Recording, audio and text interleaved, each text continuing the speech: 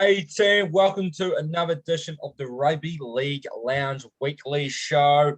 Grand final week. This is going to be the preview show, and of course, got to bring him on. Got Joel from League of Inches. Joel, how you doing, my friend? How you feeling? Yeah, good, mate. Grand final week. So I like this week better than Christmas. This is I love it. So it's a great time of year for us footy fanatics. Can't wait for Sunday to put the feet up. Couple of beverages, couple of packets of chips and pizzas and things like that, and just make a full day of it. I absolutely love it. I know my team's not in it, but I still will enjoy it, even though it pains me. Well, at least one of the teams that are in it. Yeah. Well, I can share that, mate. Obviously, not all Christmases are the same. This one I'm probably feeling a little bit less excited about because at the end of the day, I'm not going to get the best gift of all, and that is the Storm winning. Obviously knocked out, but what I can't complain about is these two teams that are there in the grand final.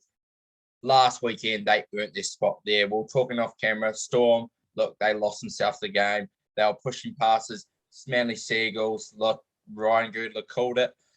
They were flat track bullies to a sense. They were trying to play, their footy early without getting into that grind. And Panthers and Rabbitohs deservedly got themselves there in the end. And look, and because of that, like you mentioned, our teams aren't there. So we're going to be looking at this in mutual. And for me, it's sometimes a positive because then you can actually enjoy the game. I remember watching grand finals last year and the other grand final Storm have been in, and there's that whole week is stressful. There's so much waiting on the result, and I don't know if the 80 minutes is enjoyable, like unless you're really convinced you guys are going to win. But let's look at it in mutual, Joel. What gets you excited about this encounter? Obviously, two teams that were, the two of the three best teams all season long, and they've got here to the big dance. So what excites you about these guys matching up on Sunday? The excitement factor is probably the attack from both sides. I know that Souths have that left edge, which I just love to watch. They are magical when they get that working, and it has been lately. And Penrith, I know they haven't been scoring as many points lately, but the attack is still there. But it's a grand final, so it's going to be tough, and both teams have been brilliant in the last month of footy when it comes to defense. So both have been basically brick walls, very hard to score against. I know Panthers last week and the week before only conceded one try. So it's been a tremendous job. But I mean, for me, a bit more interest is obviously leagues brought on upon hatred. So my team got kicked out because of one of these teams. So that fire's still burning a bit. It's still there. So the loyalties at the moment, I'm pretty keen to see South Sydney get up and give Penrith a taste of their own medicine, so to speak. Yeah, it's funny you say that because obviously thinking about Eels fan, I'm a Storm fan, and yeah, they were the team that ultimately got us out of there in the end. And you touched on there, these teams do bring attack, but the Panthers, obviously they haven't looked like themselves on that end of the field this final series. They've only scored, I believe, 4 tries in 3 matches, which is in comparison to what they were doing, at the start of this year, at the end of the majority of last year as well. It's just, yeah, it's funny because I'll just touch on the swag of the Panthers. That was seen as arrogance, but guess what? They were winning, and now it's kind of lost, and now they're being questioned about coming up with the South team that ultimately we don't even know. We like looking at Latrell Lee's South team, and it's still on the fence. Like if you said that to me a couple months ago, I'd think, God, okay, somehow they scrapped in here. Panthers are sure things to be clear favourites. They're not. And that's what's exciting. Like sometimes we see grand finals and we can pick the result. So that is really cool. As a mutual that, I think we can look at it that Souths maybe still are the underdogs because of that Latrell factor, but I think it's still pretty exciting. But I think one thing, and let's touch on this, there's some players of the game that, every fan just roots for. Every fan just, for some reason or another, they just want them to see them succeed. And Benji Marshall definitely fits right in that category. There was that amazing stat that he played about 300 games in between his last grand final in 2005. Obviously, the famous flick pass to set up Paddy Richards. So it is great to see him and not just be in the team, but be value of the team. Like we did the awards this week, the ballot, and he finished third in our bench of the year. And that just shows you how valuable he still is. What are your thoughts on Benji Marshall, just as a whole, even his whole career, and how cool is it to see him, you know, potentially going out as a champion if he doesn't decide to go on at the end of the season? Well, if he doesn't decide to go on, I just think this year, and if he does go out a winner, or even if he doesn't, just this year personifies sort of how good he's been, because you talked about the last time he was at the grand final and what he was doing, what he was producing. But if you look at his game now, he's not doing anything like what he was doing back then. He's changed his game completely over the space of his career. He's made sure he's been able to continue to be a quality player and basically still be of first grade quality and be in the sides, because he was, if someone told me at the start of the year Benji Marshall was going to be a 14, I would say no chance. He's going to just be back up in the halves this year, probably play a handful of games around Origin, and that's probably it, unless one of the halves get injured. But he's really actually taken it to the next level, that position. He's become a proper 14, and that just, for me, it just says how good Benji Marshall has been, and just the quality of him. And I think if he does retire, and there's obviously, we'll talk probably off season about this in a bit more detail, but he deserves everything, every accolade he's going to get. I think he's right up there when it comes to one of the all-time greats, because of the impact he's had with the Kiwis and everyone in New Zealand, basically, and what he's done to the kids in this day and age. I remember growing up myself, and everyone wanted to do the Benji step. Everyone wanted to be like Benji. That was all the talk. So he's basically been a pretty clean skin as well. I know early on there was one or two little incidences, but compared to these days, he's been a good clean skin sort of player as well, and he deserves it all. And I know people are talking about things like the next immortals with Cam Smith and things like that, and you can't argue with that. But I'll tell you what, down the years to come, I would not be surprised if Benji Marshall's name is brought up when it comes to really some of the game's highest honors like that. So I love him. I love him as a player. I really hope he does go out a winner this week, because if anyone out there deserves it, again, it's him. Yeah, no, that's a fair shout, mate. And, I think we talk about, obviously, you kind of briefly mentioned the Immortal chat, and it's one of those ones like where I don't want to get into this too much. I don't believe he's on the level in terms of the guys that are in there, but you talk about the influence of the game that he's had. And I kind of compare it to, I don't know if you're much of a basketball fan, but the way Steph Curry kind of changed the game of basketball. Everyone, when you go to basketball court, everyone's pulling up from the logo, shooting threes. When everyone was going down, everyone is practicing the Benji flick, the Benji step. He had that much of impact, and it was just so cool because not only was he able to pull off those tricks, he was the elite of the league, and it's been so cool to see him adapt his game and turn himself into a guy that is going to be the calming influence. One of his biggest weaknesses back in the day when, and it's one of those things, we wish maybe those two worlds could have clashed together. Imagine the player we could have gotten. But hey, beggars are choosers. So we'll just appreciate. Yeah, carry on. I think when you just mentioned that, and it brought me back to last week, and Wayne Bennett brought him on after what was about 30 minutes, and it was when South were really on, and they were scoring quite a few points. And I thought to myself, man, that's a weird time to bring Benji on. I don't know what they're doing, because the halves weren't injured at that point. Like Reynolds wasn't having his issue and things like that. It looked like everything was smooth sailing. South Sydney were playing great, but then you think back on it after the game and you think it was a perfect time to bring him on, because he did exactly what you just spoke about. He calmed the ship down, made sure basically he steered the ship in terms of calming Reynolds and Walker and Taft down, making sure that everyone knew we're getting to the grand final here, boys. Let's make sure we just go through the motions now and do what we need to do. And that's exactly why Wayne Bennett brought him on. He didn't need to bring him on. He could have easily sat him out last week and had him fresh for this week. But that just shows you the influence and the impact he has on that whole squad still, that he comes on there. He's basically like an on-field coach. It's phenomenal. Yeah, and I can tell you one thing: a team that missed that on-field coach last week were my boys to Storm, obviously with Cam Smith, and I think you really, really like. I hate to get into it, but you notice it obviously in the big games when it matters.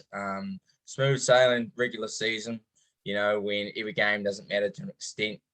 But yeah, when it matters, when people aren't used to that situation, there's extra pressure on. Having that extra coach out there, especially with Souths, like you said, might have been an interesting time to bring him on, but that was probably the vital time to bring him on, because it was easy it could have been easy for the boys to lose track, get on the road. It was when it was getting fired up. It was getting a bit fired up. So he literally just got on there. There was a few times he just grabbed one of his players and just said, mate, calm down. He probably told him, we've got a grand final next week. Pull your head in and let's just get through it. And you hear him how he talks, and he's in the media now a lot of the time.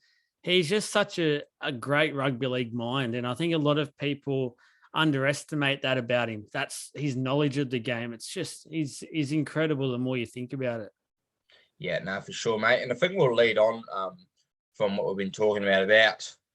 I think we're going to talk about let's look at some strengths of each team. So in particular, we'll start on the Panthers, obviously just having a bit of a spiel about the Rabbitohs. But look, for me, there's one guy in particular, and Nathan Cleary, for me, is just fantastic. Like, we obviously were celebrating Tommy Trbojevic last night, getting the Dally M, and not far behind them was Nathan Cleary. But for me, when I look at the best players in the game, and people might say Tommy straight away, but I really have to think about it. And if he is able to continue on this week and kind of get his way to victory, it's obviously he's going to have a huge influence on the result. Nathan Cleary's emergence over these last 2 years, Joel, to leading his team to 2 consecutive grand finals, finishing third in the Dally M last year, the best player last year and the second best player this year. What are your thoughts on Nathan Cleary? Just as a whole, mate. Well, he was the best player last year. Let's just get that out of the way. The Dally M system clearly flawed, and continues to be so for mine. But and this year he was out for 8 weeks or something, and he only lost this year by 5-6 points or something. So he could have easily won it back-to-back Dally M's, and that just shows you how much of the quality has been there for Nathan Cleary the last 2 years. And you mentioned him. It's not just about his kicking game is great. Those bombs he puts up is next level. You're not going to catch him, whoever you are. We've seen that already. The better fullbacks have dropped him, but it's his game management. It's his smarts at that age. He's only 23 at the moment, maybe 24 if I got that right. So he's so young, yet he just has this game about him, and he's carrying a crook shoulder. He literally, everyone knows he's getting surgery next week to fix it. It's that bad, and he's still taking on the line, running the ball, running against the big forwards. Like, that takes a hell of a lot of guts. That you've got to have some balls to be able to do that. And because one more bad shot on that shoulder, he's completely done. He wouldn't be able to do anything more. And he's just so brave. And his defense is up there as well. Everyone says about the good halfbacks. Yep, the attack's great, but they need the good defense. He's got that. He's just the goal kicking, general play kicking. He's just got everything. And he honestly plays another 10 years. I won't be surprised if he picks up at least 2 to 3 Dally M medals in that time frame. And it dominates the halfbacks in years to come. And but in the peak of his career, he might be earning upwards of about 1.5. We could be really seeing that sort of a figure. Yeah, no, honestly, mate, like, if I had to draft, if it was the NBA system and I could draft one player, I think he's the top of my list now. above, like I just mentioned, Tommy, Harry Grant's the number one who I'm high on, being a Storm fan. There's a few other young guns, but for me, he has just got this control of the game. And I thought we were transitioning to where we were going to see a really influx in like your main marquee guys, maybe not being the half position as fullbacks has really taken off, and hookers has become more valuable than they ever have. But Nathan Cleary's bucked that trend. He can really show that he can change the momentum of game still, despite the new rules. His kicking's unreal, and his way of just taking the game by his neck. And I'll just touch on that shoulder thing. And I think that's a great point about this game. He knows it's only one more game. I think that first game against South Sydney, it was probably, he thought he could probably take a step back against the undermanned South Sydney side. And obviously it didn't pay off for him. It let him down in the end. But hey, he's only got one more game now and he gets to redeem himself. What's another strength of the Panthers? If you had to pick one strength from the Panthers that you think is going to be a big concern for the Rabbitohs to stop, is there anything in particular that sticks out for you? I think, as well as Cleary, I think the halves in general, they've played together for so long now. They've played lower grades. They've come through.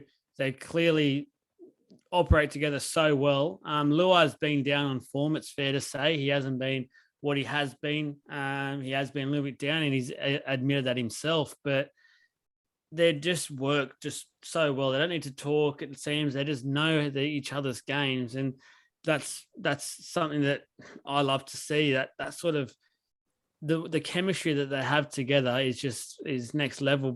And versing the Rabbitohs halves, it has to be up there. It has to be, that is the best battle for me across the whole park, is that half. If those halves, whoever halves fire and do what they need to do right, will win the game. And out of those four players, one of those will win in the Clive Churchill for mine, because that's how much of an impact they need to have on the game. But I also just like with the Panthers, their forwards, and the fact that they just turn up. They just keep turning up.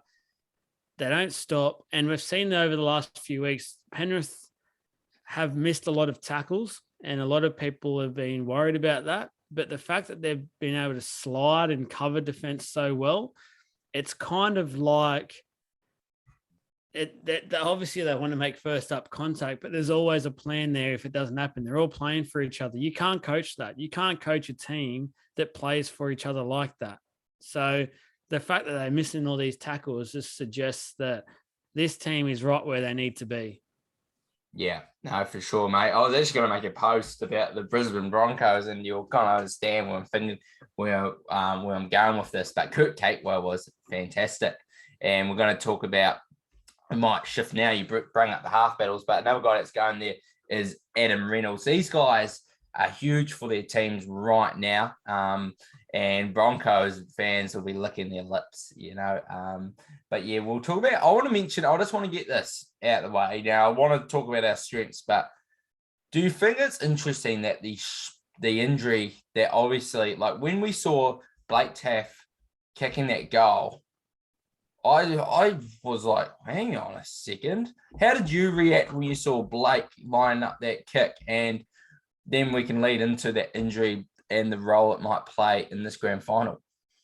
I think the biggest concern there was the fact that he was kicking from the start. So I could have understood if South opened up, say, a 14, 18-point lead, then they swap. I could understand that. But the fact that it was bad enough he couldn't kick from the start. They had no idea what was going to happen last week. The Tommy Turbo show could have turned up and Manly could have been right up there, and they lost because of a couple of conversions that were missed, where you'd probably favour Reynolds to kick pretty much all of the ones that were missed on the weekend. So that is a bit of a concern.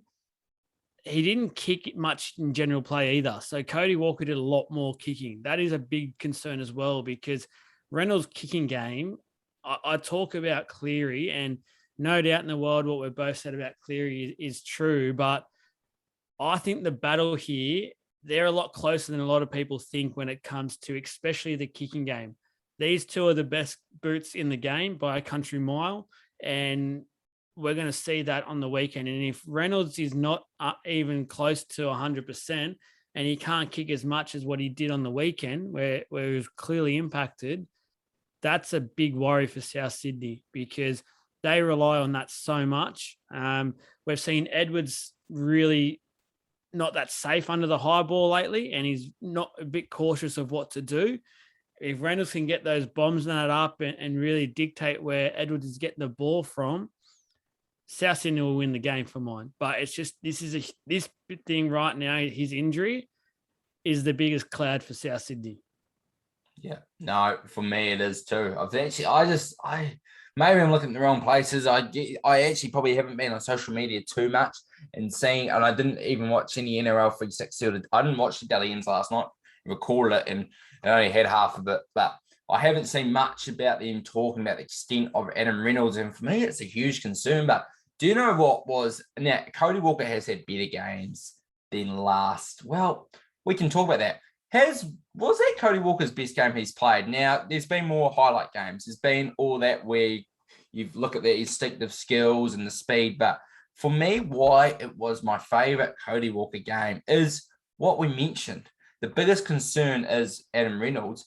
And for me, when I talk about Jerome Hughes, Cameron Munster, Nathan Cleary, I don't know if I mentioned Luke Keary as well. What I like about them is, now I don't want to belie on them doing this all the time, but they can be runners. They can sit back and make decisions. Where a lot of the times when I'm looking at this, I haven't seen Cody Walker kind of delve into both sides of the game, especially in big games as well. The other night when he had to, he stepped up and he was still able to produce those plays where he was able to score tries. Yes, it was the right bounce, right time, especially that first one. That second one, though, he worked for it. But also having that responsibility of kind of those, those halfback responsibilities, he was able to step up. What do you thought, is Cody Walker's game the other night? Did you kind of look at him like I looked at him like, yes, he's great, but there's a side of him that he's missing? Or did you kind of know that he was able to do that? Were you surprised, or were you kind of not shocked by last Friday night's performance? It's a weird thing to say, but for mine, Cody Walker's finally arrived. Yep. He's had a phenomenal year, no doubt. But the biggest thing for Cody Walker and the biggest criticism he's had over a number of years now, where he's been good, but he's always good against the poor teams. And anytime, whether it's State of Origin or big games for South Sydney, he has gone missing. You've got to call a spade, and he's often gone missing and hasn't been the player we know he can be. Where, especially on the weekend, the Cody Walker that is normally picking on the little kids, so to speak, he was out in full force for a semi-final.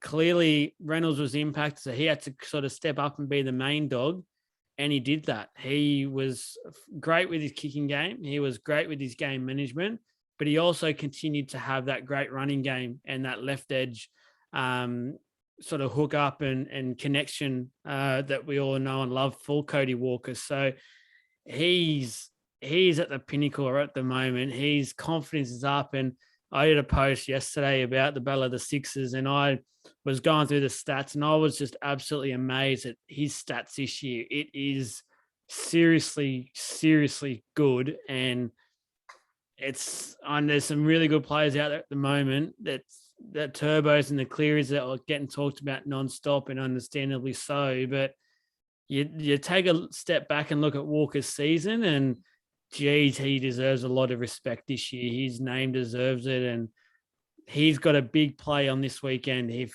he fires, as I said, the halves fire here. South halves fire, they'll win the game. It's just, what's Cody Walker going to do? He's right in the element at the moment. Can he do it for one more game and the biggest game of his career?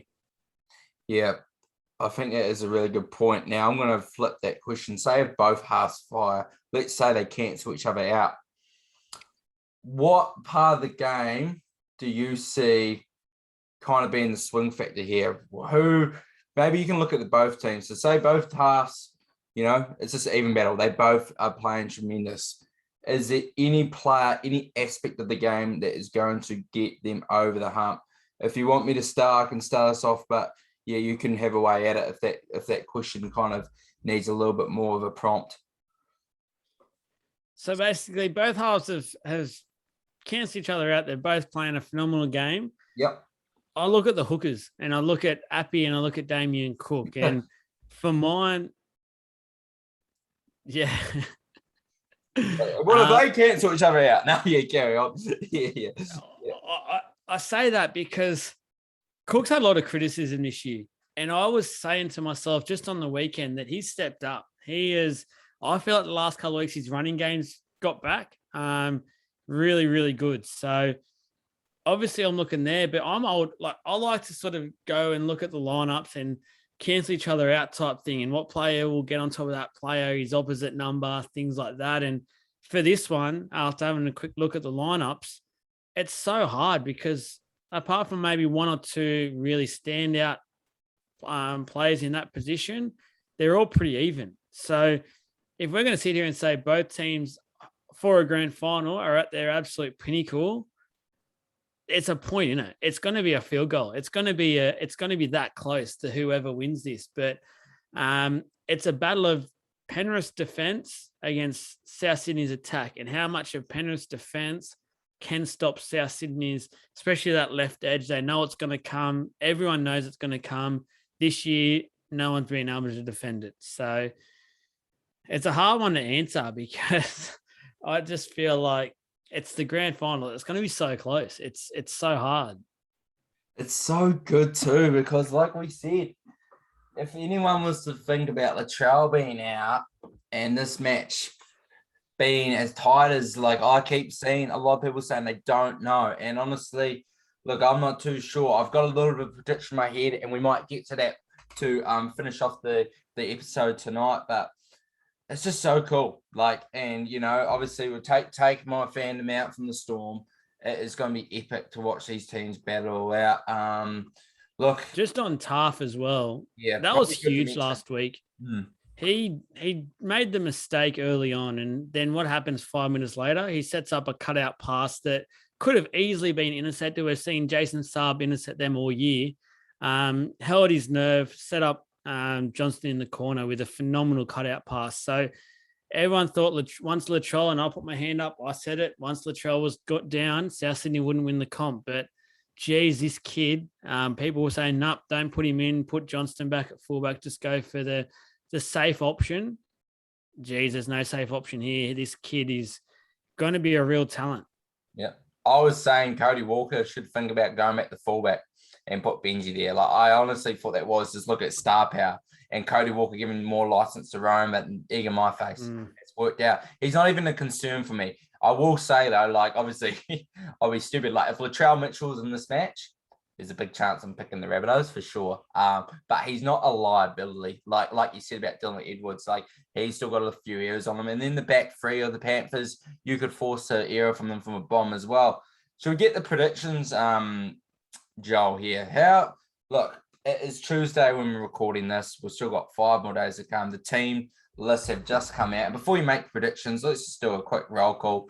Panthers, obviously, Dylan Edwards at the back, Stephen Crichton. We've got Paul Momorowski, Matt Burton, To'o, Luai, Cleary. Forwards, we've got Moses Leota, Episai, I don't know why I said like that, Appy Coruscant, James Fisher-Harris, Viliami Kickout, Kurt Catewell, Isaiah Yeo on the bench, Tyrone May, Scott Sorensen, who was a tremendous chase last week, Spencer Lanu, and Liam Martin. Then we go Rabbits, Blake Taff. So no Tavita Pangai Jr. for Penrith?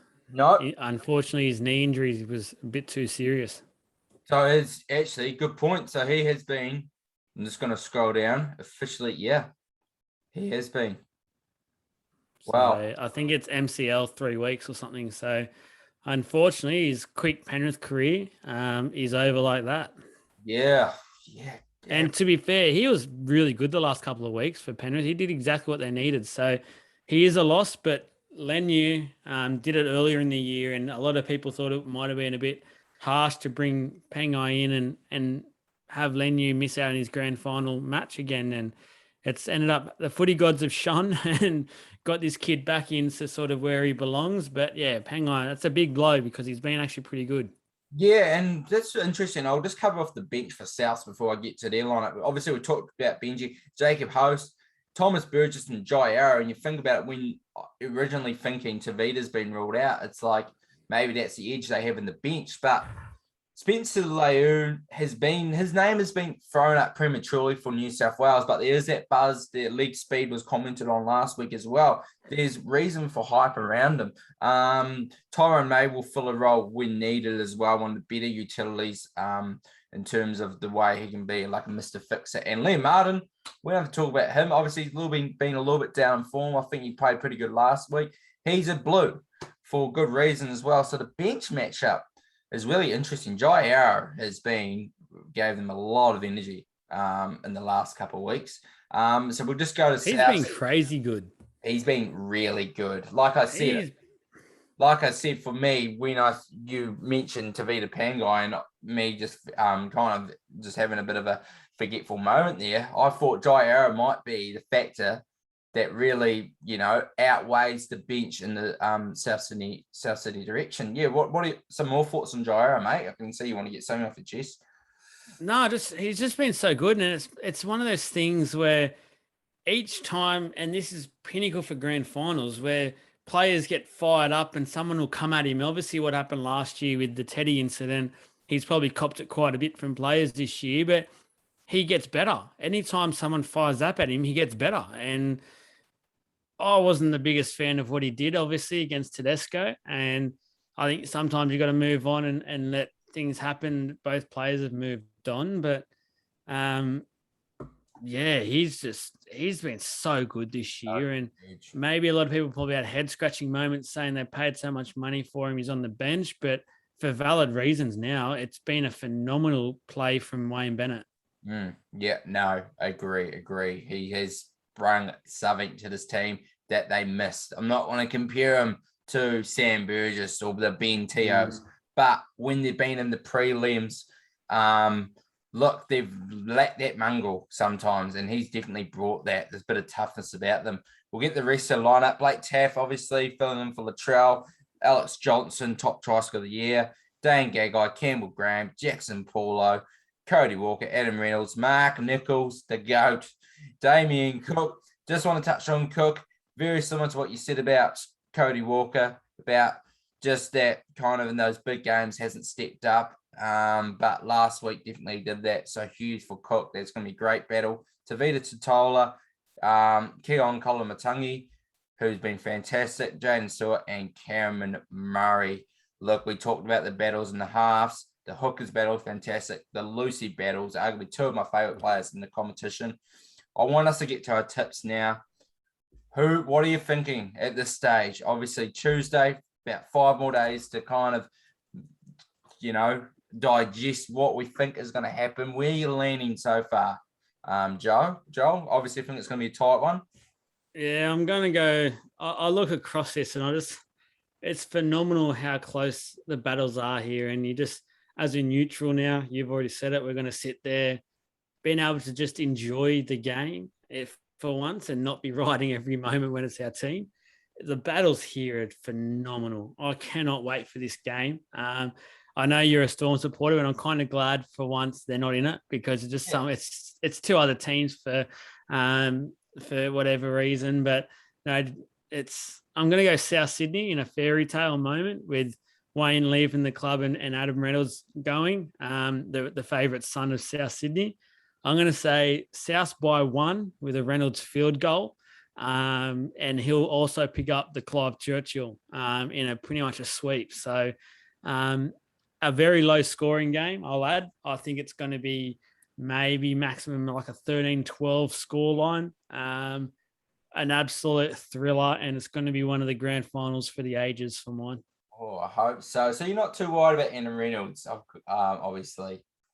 I am worried about him, but I just think you said it about Cleary with his shoulder. Like, this is the same thing. It's just that it's an upper body injury. For mine, both halfbacks are one knock away, it seems, to be out of the grand final. It could happen in the first 5 minutes where either of them gets a knock on either Cleary the shoulder or Reynolds the leg, and they'll be gone. But I'm thinking he steps up, and it's the footy gods. There's a such thing as a footy gods, I'm telling you. And I think it's glory to South Sydney. Yeah. No, very cool, mate. Now, what was your tip at the start of the year, just before I get to my tip? And this is the other reason why it's a personal thing. Guys, go back and watch the videos that we do, and it's the pre-season one, I'm pretty sure. And I don't know if I mentioned on your channel or not, but I actually had South Sydney to win the comp. I was worried when Latrell went down, and look, I don't want to gloat, but I literally have predicted the way their season's gone. I said they wouldn't get the minor premiership, which people go, so how can you tip them to win the comp? I said, Wayne Bennett does this. He knows what to do.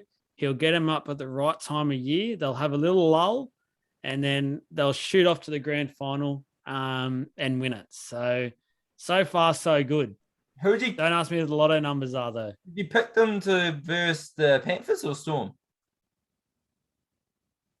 I can't remember that far. My memory's not that good. No, I'd love to say it was Penrith, but I don't think it was, because I had Penrith. I'll put my hand up and say I had Penrith maybe falling a little bit. I was a little bit worried with their losses of their senior players. So I think it was the Storm. So it wasn't this grand final. But yeah, I'll put my hand up and admit that I did have South Sydney to win the comp, and that's the reason I'm maybe going South Sydney.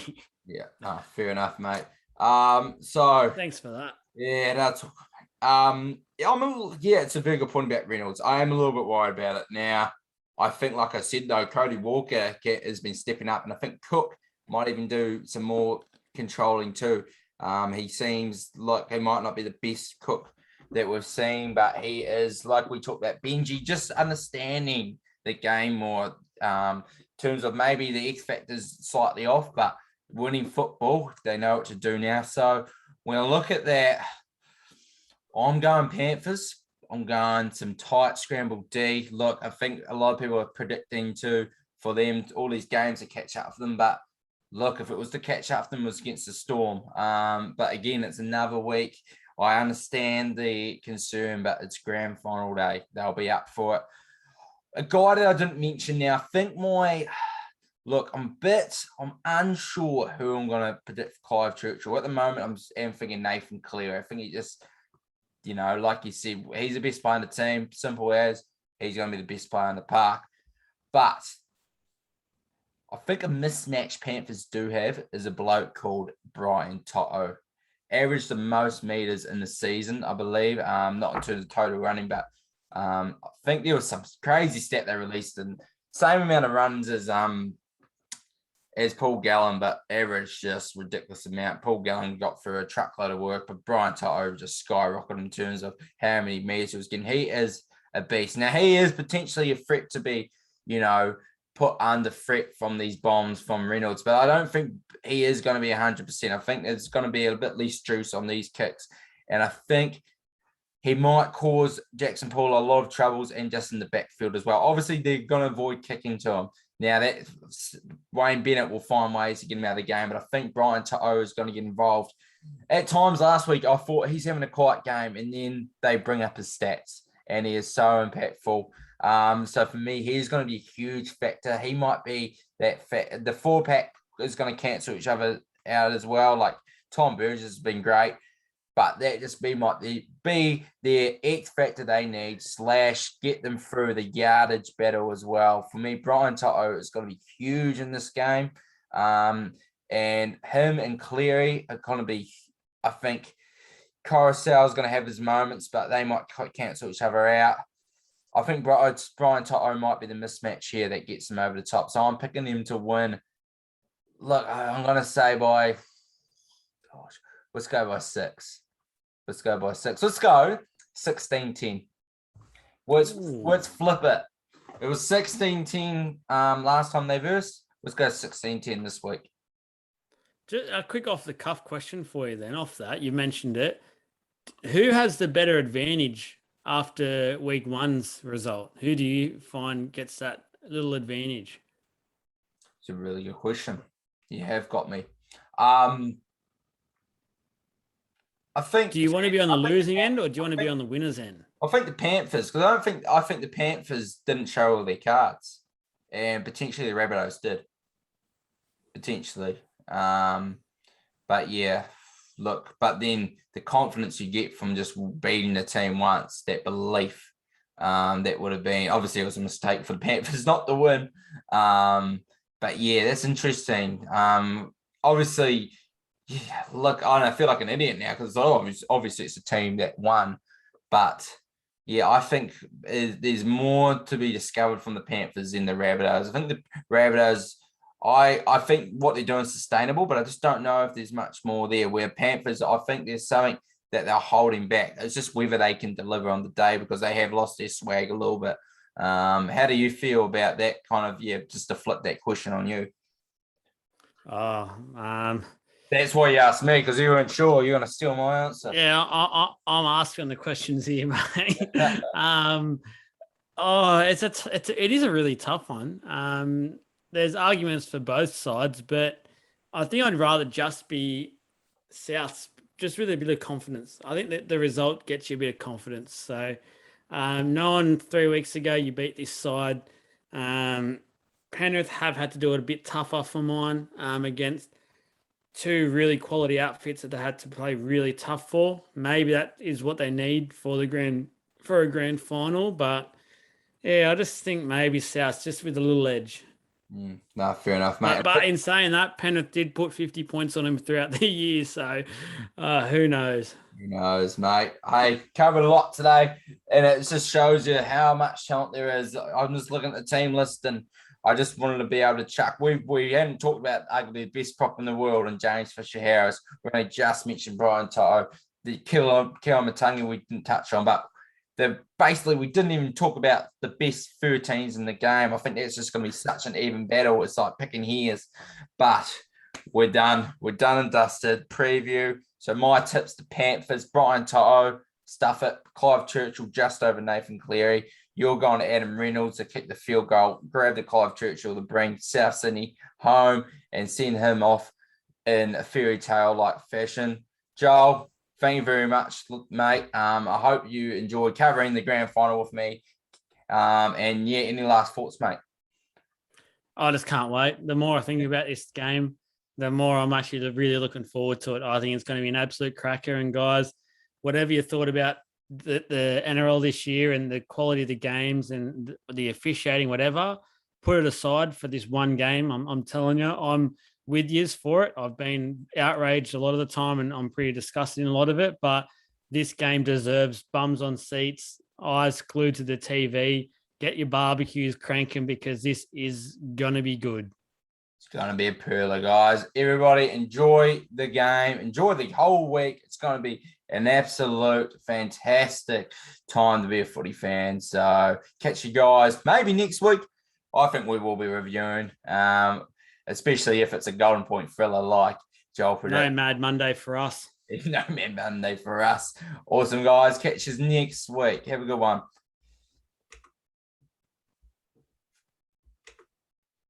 Off.